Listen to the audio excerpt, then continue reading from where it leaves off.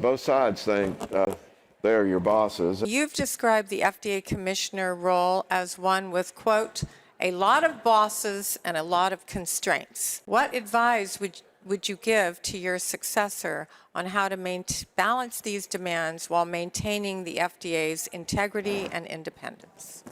Well, let me just say I'm not complaining about the bosses and constraints. It's just the way it is. You're a political appointee. You're part of the executive branch of the government. So literally, as commissioner, you report to the head of Health and Human Services, and that person reports to the president. So you're two steps removed from the president, and a big part of your job, and then on the other hand, Congress sets your budget. And so both sides think they're your bosses, and in many ways they are. If you piss off a congressional budgetary committee, they can cut your budget in places that have nothing to do with what they're mad about. And I've been threatened in that way more than once, I'll just say. And so a big part of your job as commissioner is taking I'm a cardiologist, so if you know about the heart, there's a thing called the AV node. And when someone's in atrial fibrillation, you got all these impulses trying to get to the ventricles to pump the blood, and the AV node blocks them except for a certain rate. And that's a lot of what you do, is you field all these political calls from lobbyists and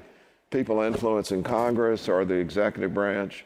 You protect the civil service, the working part, like the ventricles, and that's just a big part of the job. So the main advice is trust in the expertise of the people that work at the FDA and get to know them well. And when making changes, make sure that they're involved in it, and then focus on evidence, which still a lot of work to do to get the evidence right. But you'll notice that most of the FDA decisions, there's no controversy because they are based on evidence, and there's no argument to be had. Either the benefits outweigh the risks or they don't. Many of the controversies, particularly in rare disease, are in places where the evidence is inadequate to really know what the answer is. And then it gets controversial and dicey. So let's get better evidence as a working principle.